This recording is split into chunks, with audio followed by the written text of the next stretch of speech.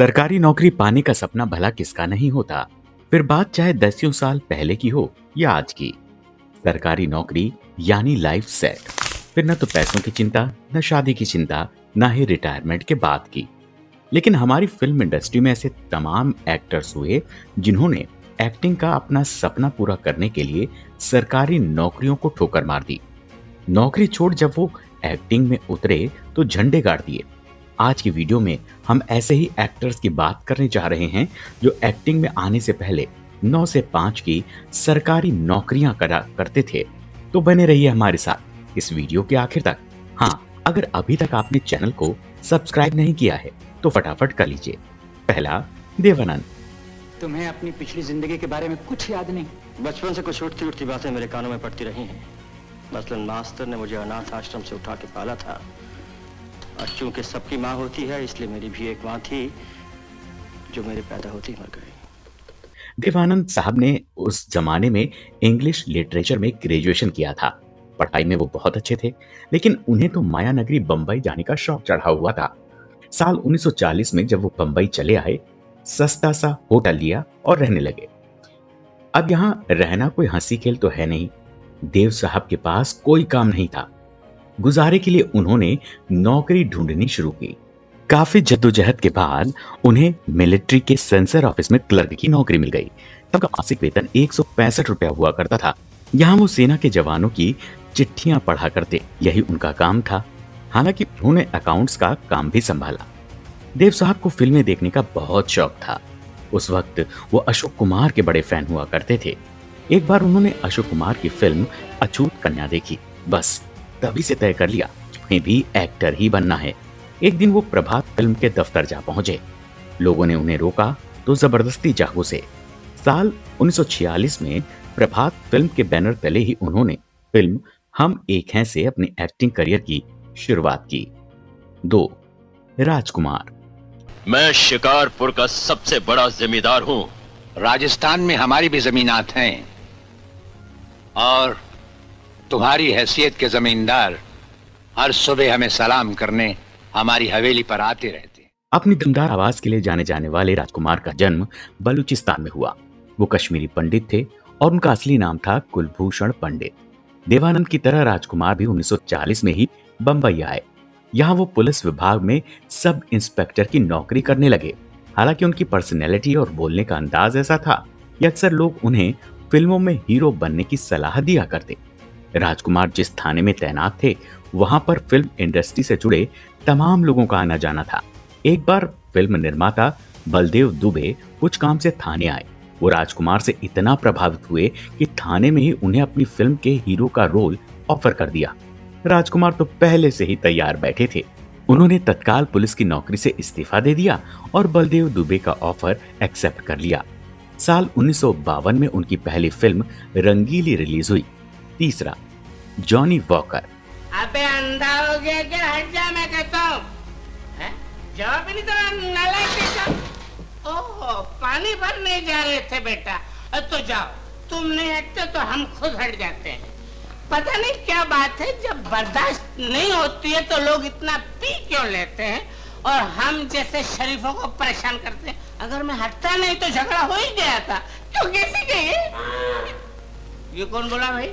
Johnny walker यानी बदरुद्दीन जमालुद्दीन काजी के घर की माली हालत इस कदर खराब थी कि उन्हें छठी क्लास के बाद ही अपनी पढ़ाई छोड़नी पड़ी। गुजर बसर के लिए उन्होंने आइसक्रीम से लेकर स्टेशनरी तक का सामान, यहाँ तक कि फल और सब्जियां तक बेची। जिसके बाद बंबई की बस सर्विस बेस्ट में बतौर बस कंडक्टर उन्होंने नौकरी की। जॉनी वॉकर इतने मजेदार अंदाज में सवारियों को बुलाते कि देखते ही देखते उनकी बस फुल हो जाती। वो चलती बस में भी अपनी कॉमेडी से लोगों को एंटरटेन करते रहते। एक बार उनकी बस में सफर कर रहे बलराज साहनी ने उनकी लाजवाब हरकतें देखी। उन्होंने उसी समय तय कर लिया कि वो उन्हें गुरुदत्त साहब से जरूर मिलवाएंगे। उन्होंने बदरुद्दीन को कुछ समझाया और गुरुदत्त से मिलने की सलाह दी। वो गुरुदत्त साहब के ऑफिस में नशे की हालत में घुस गए। उनकी हरकतें देख गुरुदत्त साहब को लगा कि उनके ऑफिस में कोई नशेड़ी घुस आया है। वो उसे धक्का देकर बाहर निकालने ही वाले थे कि बलराज ने उन्हें रोका और बताया कि केवल एक्टिंग थी। ये सुनकर गुरुदत्त हैरान रह गए। उन्होंने फौरन अपनी फिल्म बाजी में कॉमेडियन का रोल ऑफर कर दिया। तीसरा, अमरीश पुरी। अमरीश पुरी साहब बॉलीवुड में अपनी किस्मत आजमाने के लिए साल 1950 में पंजाब के नवा शहर से बंबई आए थे। उन्होंने तमाम स्क्रीन टेस्ट दिए। प्रेम कहानी में एक लड़की होती है, एक लड़का होता है, एक लड़का होता है। सुना, लड़का होता है। कभी किसी ने कहा कि आतंकवादी होता है। लेकिन नाकामयाब रहे। हर जगह उन्हें रिजेक्शन ही मिला। बंबई जैसे शहर में रोजी रोटी के लिए कुछ तो करना ही था। आखिरकार उन्हें कर्मचारी बीमा निगम में क्लर्क की नौकरी मिल गई। लेकिन उनके अंदर एक्टर बनने का सपना भी मरा नहीं था। वो नौकरी के साथ थिएटर भी किया करते। उन्हें राइटर सत्यदेव दुबे का साथ मिला। वो उनके लिखे प्ले में एक्टिंग किया करते। 40 साल की उम्र में उन्हें फिल्मों में पहला ब्रेक मिला, जिसके बाद उन्होंने क्लर्क की नौकरी छोड़ दी। उन्होंने 21 साल तक ये नौकरी की। फिल्म रेशमा और शेरा के बाद रातों रात उनकी किस्मत चमक गई। पांचवा, रजनीकांत।